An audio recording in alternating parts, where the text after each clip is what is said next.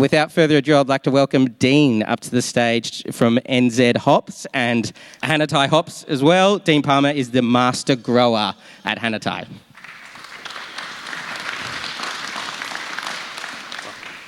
Happy to stand? Okay, Dean, so we're going to kick things off with a bit of Q&A. Before we get into the everything there is to know about NZ Hops, do you want to tell us a little bit about your farm and what you do there? Yeah, thanks for having me, everyone, in Bintani. Congratulations on the birthday. Dean Palmer. I'm a hop grower in the Tapawera Valley, which is 50 kilometres south of Motueka, so top of the South Island. My family arrived in New Zealand 1843, and my first ancestor was a farmer/publican. He owned the Volunteer Arms on a piece of land that my family still owns, and we don't know exactly when we started growing hops, but we won a prize at the Melbourne exhibition in 1880, first prize for hop growing, and I still have the copper stencil that we won framed in my office. So that was our first sort of award for growing hops. We grew hops on our home farm until the late 60s, when we got heavily into horticulture, originally apples and now big into kiwi fruit. So then our family started a new farm in 1991 at Hannatyde, where I am now. I studied engineering and then worked in a few jobs out of town in the big smoke in Europe and things, and then came back to hop growing 19 years ago. So we have a long history of horticulture and hop growing. And we're suppliers to NZ Hops 100%, and I'm also pretty involved at NZ Hops. I'm a director there, and I've been chair of the research committee for breeding and the grower committee. So quite involved in the grower group, and and getting transitioned to the modern company that we are. Great, thanks, Dean. And I'd love to talk about how you sort of see NZ Hops at the moment, because in the last 10 years, it feels like, looking from the outside, they have really grown in popularity. I remember when I started writing about beer, there was sort of 3 or 4 Australian brewers who used to use them all the time, or occasional releases. Now it's like you're not even really brewing if you're not using NZ Hops. I know there's a huge amount of interest from America as well. Like what's it like seeing it from a farmer's side, the demand and that kind of thing? Yeah, it's been a lot of change in the little time I've been involved, and looking back through my family history, massive change as well. So the first thing, we had the commodity boom in 2009 that I was involved in, and then a lot of in a crash pretty much straight after that. But the craft thing came along, and I guess sort of the US market was our first awakening to that. The domestic market in New Zealand is also pretty mature and really awake to our product, obviously being right there. But there has been massive growth in the take-up of New Zealand hops worldwide, and also the development of our industry with new players and big new acreage. The thing, right now it's a little bit tough. Demand is down, and some of the tough times through COVID found people long on hops and distributors and in their own warehouse, and wanting to save costs and use up stock and stuff. So demand has been down, and I guess for both NZ Hops and our farm, we're focusing on the good bits. So there's some, there are some quality bits. We grow organics. We always want to grow the new varieties. We've been good enough to qualify for trials, so we've grown 106. We grew some trials before that. So, there are good bits, and we're focusing on things like partnerships. The partnership with Bintani and other distributors to do the hard work in market, and really just trying to keep up. And understanding that it's different times for brewers, and we're meeting the market and trying to keep our product at the top of their game so they can make success of it.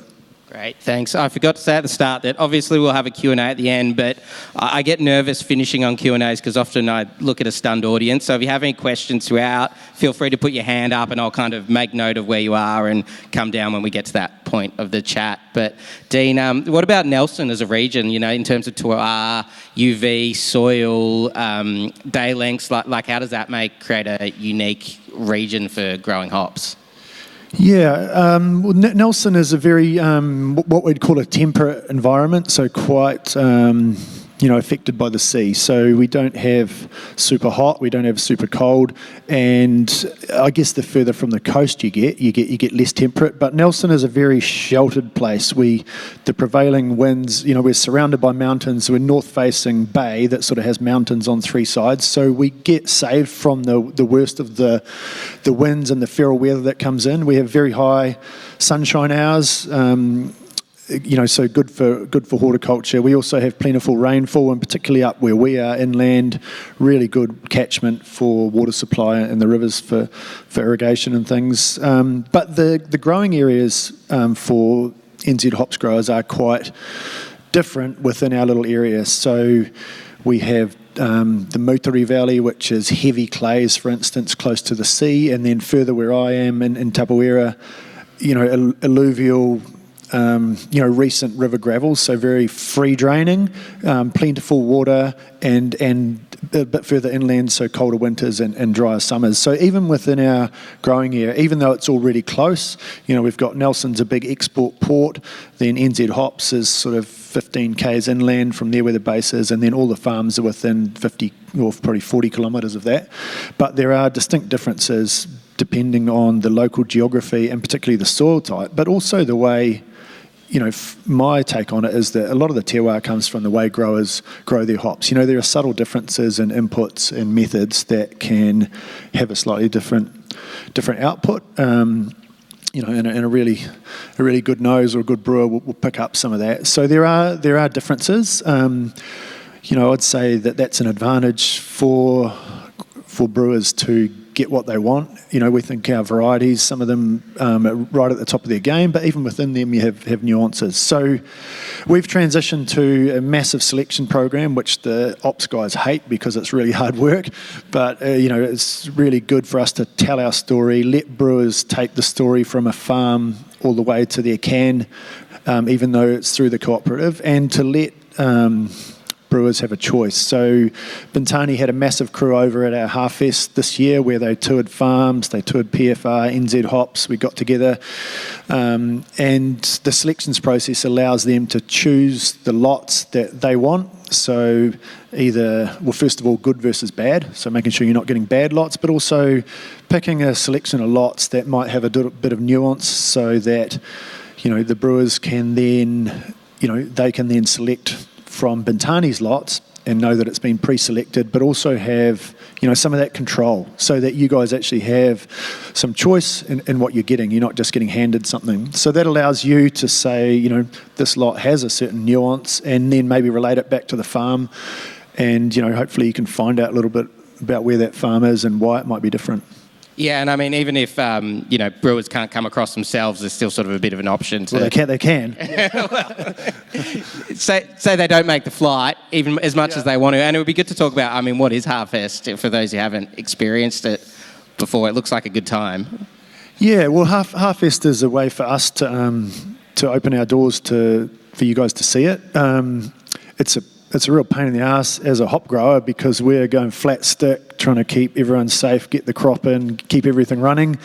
But we do love having brewers visit. It really does join the dots for us, and we get super proud to have you guys come and the way that you are super interested in what we're doing. So that's great. And as I say, we had a really big crew of Bintani, so it gives them an understanding. But they also brought a lot of Australians with them, particularly this year, but also in previous years. So, that's available, it's open.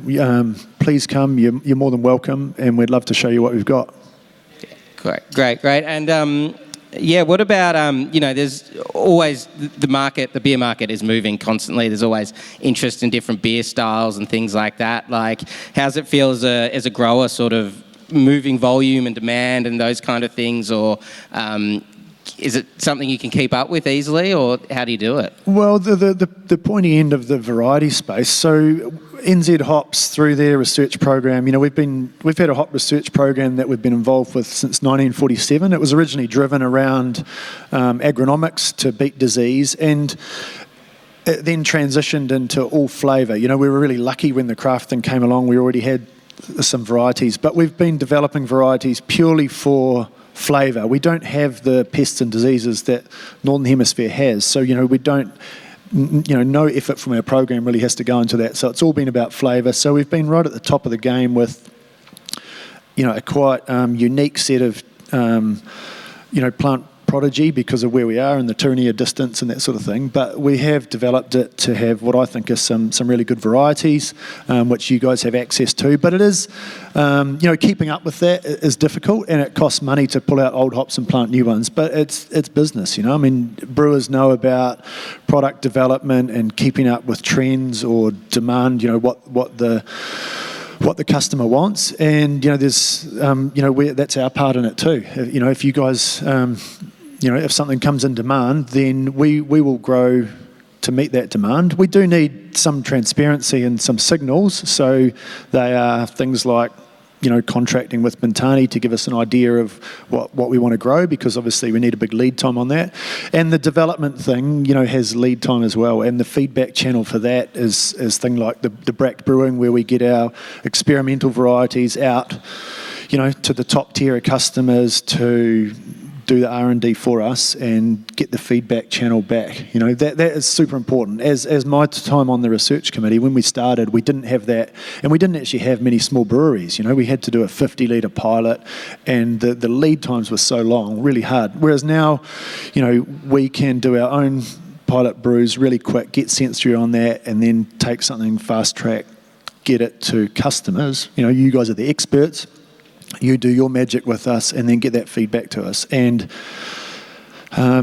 bad feedback is as important as good feedback. The real hard part in plant breeding is you grow 2,000 crosses every year, and you've got to be ruthless in cutting them out. So the feedback channel is super important, and that's how we manage to, choose what you guys like and keep bringing that on. But it's expensive. It's not just farming, but it's business, and we have to do that. We understand that.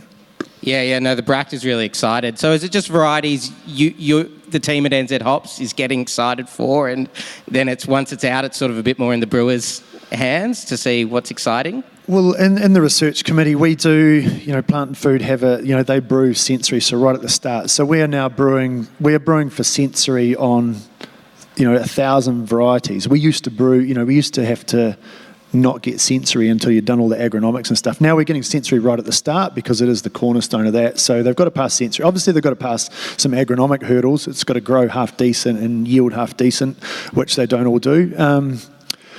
But yeah, the feedback on, I guess at our end, or even at Plant and Food, we're not the experts. So we're not expert brewers, and we have a pretty good panel and stuff. But it's when it gets out there, and the best feedback is to have the top tier of brewers using it and telling us what they think. It's a really good channel, and I think it proves itself in the success of the stuff we've brought out recently, and that we will bring out next because it's been proven in market with experts. Great, thanks, Dean. Sorry, I do waffle on a bit. I'm seeing a lot of very interested faces in the crowd. Everyone always wants to get their hands on new hops at the end of the day. What about the farm itself? I know sustainability is really important to you. What kind of things are you doing on the farm to implement that? Yeah, we've been big in sustainability, and there's through our grower committee, I know I talked about this at Half-Fest, a lot of the farmers are real passionate themselves. We're multi-generational farmers. We know that it's important for social licence, but we're also really proud of our farms. A lot of us do conservation work on parts of them and things like that. And the sustainability is something we need to do for our customers and our story, but we're also pretty proud of it. So the grower committee has looked at low-hanging fruit and things that we want to do. And also there's legislation in New Zealand about, freshwater farm plans and things like that, and farmers doing a better job of managing their waste and their nutrients and things. So the easiest things that we've done, the first one was the twine. So we used to use nylon twine, which is basically a waste that you could screen out. A terrible story, terrible end use, and we've now transitioned to a lot of us have been using 100% biodegradable twine. So we used a bit of a different twine. I think all the Australian hops will be grown on coir, and all the North American hops are grown on coir, which is a fat coconut husk. We use more of a a balled twine, and we tie it at the top and string down and back up. So, our farm, we've used 100% biodegradable for 5 years now, and we've sort of, with our influence at NZ Hops, not all growers do it, but we've told everyone to transition, and next year is our first year to be all biodegradable. It means that we make compost straight away post-harvest, and we use all that compost, and from my point of view, the compost is actually amazing for the hops, a whole lot better than just the NPK that's in it. It has real sort of wholesome advantages. Biodegradable twine. Our farm transitioned from kilning with coal fuel to kilning with wood pellet fuel. So we did a study. NZ Hops did 3 farms. One was burning wood chip, one was burning diesel, and one was burning coal. And our farm was the coal farm, and it's quite embarrassing to see that 60% of our energy use was the process heat and drying the hops. And with coal, pretty cost effective for us, but massive greenhouse gas emissions. So the next year transitioned out of coal into wood pellets, which is taken from, Nelson has quite a big forestry industry on the fringes and the hills, so lots of byproduct sawdust, which gets made into wood pellets. Beautiful fuel to use, and 3% of the greenhouse gas emissions that we were getting with coal. So of 60, we took out 97 of that 60, so 58.5%. It costs us more. It's a beautiful fuel to work with, but low-hanging fruit, and we're super proud of that. And as a shareholder and a part of the cooperative, we don't yet require everyone to be sustainable fuels, but we have seen that transition, and maybe one day it'll be mandatory to be wood fuel, or we might have a product that's that's certified as greener than others. So the other things we're looking at, looking after our soils. The soils are super important for anyone growing anything. Cover cropping, composting, as I said, is really good for the soil. And through my experience in growing organics, where you can only use organic fertilisers and compost and things, we've learned a lot of stuff from organics that we now apply across the conventional crop. It's lower inputs, it's certainly lower synthetic inputs, better for the farm, and better for less waste. So, there are some of the things we're doing on farm, and as a group, we then put that into NZ Hops, and we run the rule down. Basically, we've transitioned in our grade standards. Sorry to digress. The grade standards are what growers have to submit their crop, and they're measured by. And we've been just running the ruler up and up and up on the grade standards, making it harder and harder to meet those.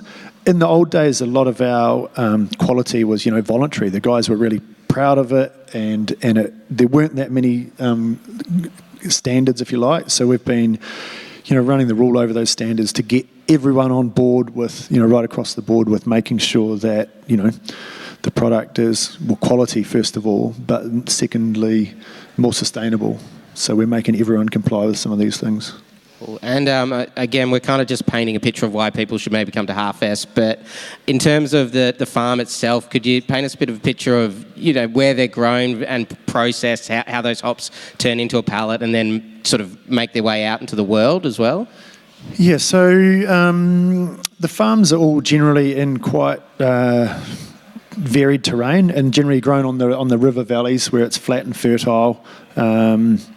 As I say, we're about 40 kilometres from NZ Hops, so the farms are all dotted around the river valleys, and we pick, and our hops are being dried within an hour and a half. As soon as we've got enough to start that kiln up, we dry it. We dry it as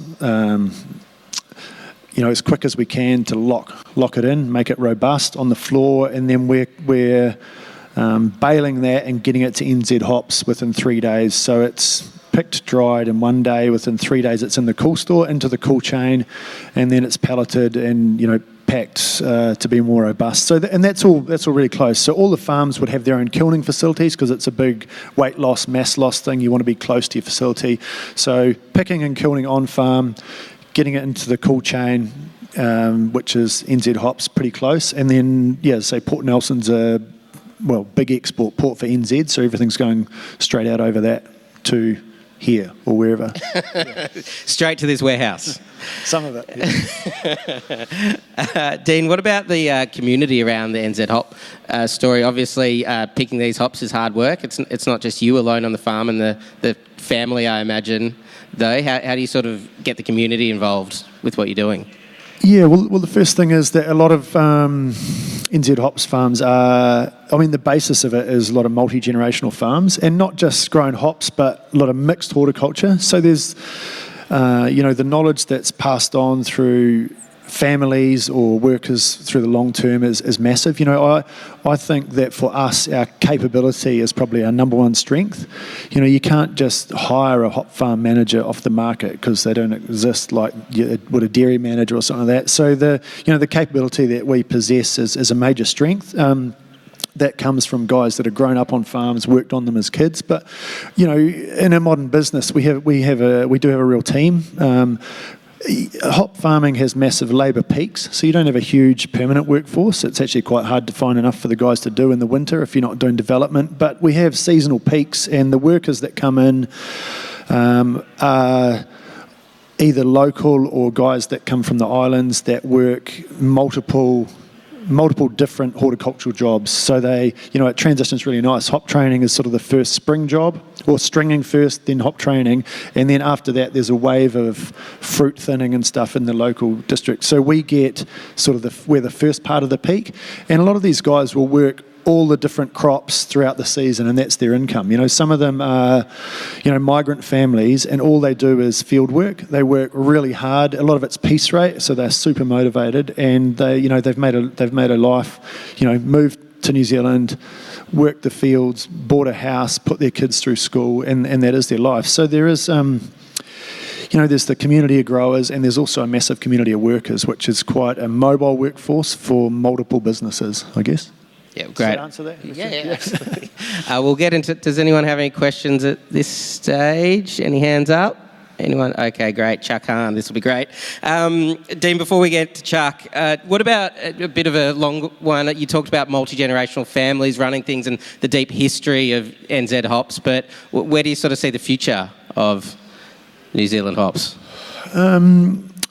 Well, I think we've got some real strengths. We've definitely got a future. It's not as easy as it was, in the height of the craft beer thing. But we've got, the strengths for us are capability.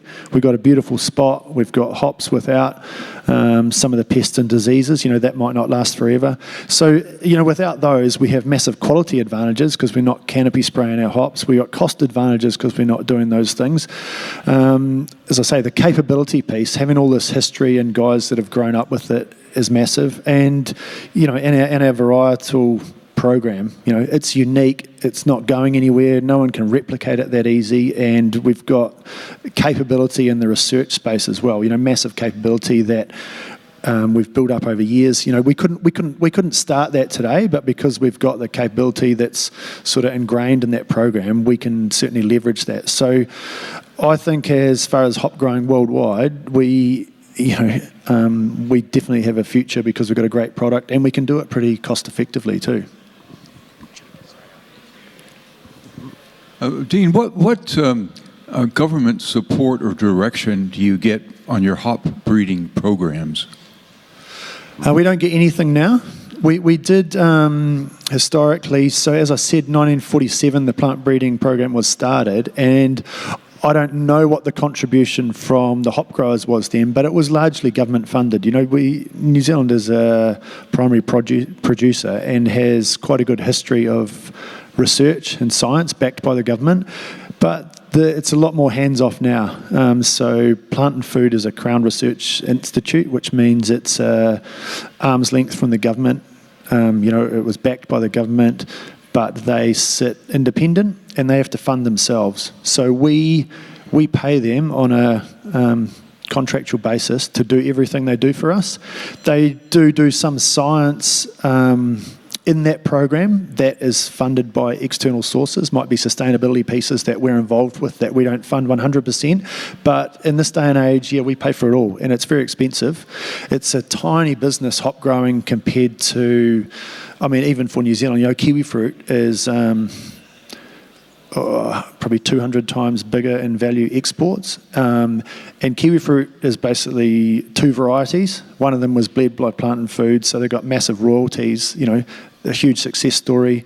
So we pay for it time and cost basis, and then they have an investment. If we have success, then we pay royalties to Plant and Food through success. We pay a license to grow the variety for first place, which funds the program, and then if it has success, every kilo that's sold they get a royalty on. So they're invested in the future as well. But yeah, there's no government support for that at all at the moment. There is government support for the Harpy program, which is with one farm and one competitor, and that I think runs for 1 more year and is multifaceted. Yeah. Hi, just had a question regarding the Australian versus New Zealand industry. So I was out at Ellerslie a little bit before for their harvest. Unfortunately, couldn't make it to New Zealand. It's slightly further away. But they were talking about very similar things with sustainability and moving away from a while ago now. They used to use nylon for their hops, and now they're using, I believe it was, cocoa coir fibres.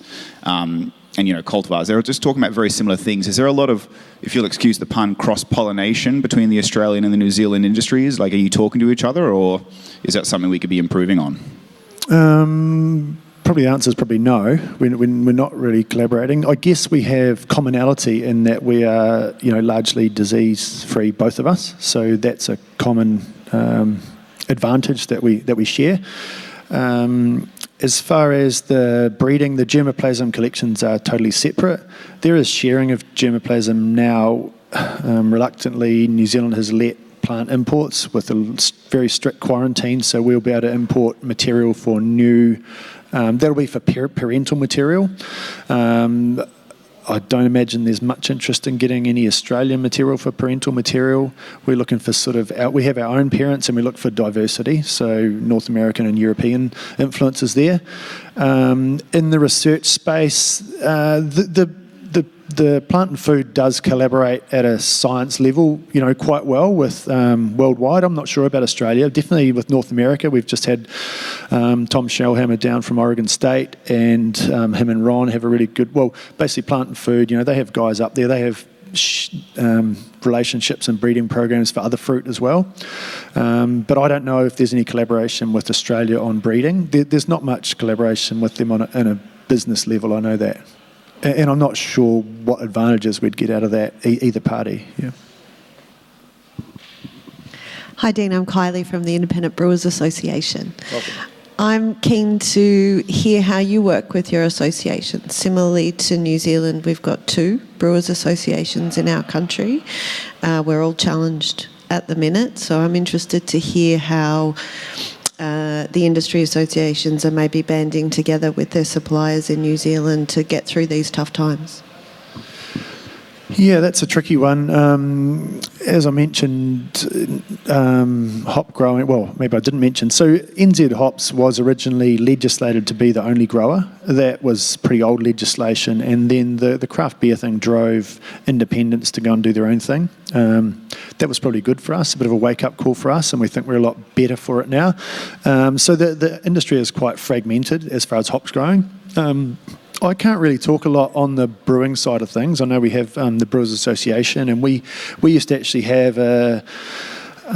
someone from the Brewers Association sit on our research committee when it was us and industry, when we were the only player. We had Lion and DB and then a representative from the Brewers Association, so there was some collaboration there. Glenn might be able to talk to that. He's our salesman. He's out there. He's right here. We're definitely really close to the market. It's hard work because there's lots of little breweries, but there's some really good little ones. We're really close with our ones that are local, particularly, and we use them a lot for feedback and collaboration, and we involve them a lot. I'd say we're very welcoming, but I'm not sure how much the Brewers Association, for instance, is involved in that. Yeah, I'll just step in here. So we work very closely with our brewers, and it's a very, very tough time, and it's very hard to forecast volumes and things like that. So we, as NZ Hops, are very lenient on contracts. and we've tried to support our partners and go, okay, hey, let's relax it this year and work towards, hey, let's get better forecasting for future years. So we see the whole Brewers Association as, or in New Zealand, the Brewers Guild, it's called, as a key partner. And we offer discounts if you're a Brewers Guild member. So off any spot pricing, for example, you'll get a 5% discount if you're a Brewers Guild member. So hopefully that answers your question. Yep. Okay. Thank you so much, Dean. Yeah, thanks for having me, guys. And well done, Bintani, on 30 years. Congratulations.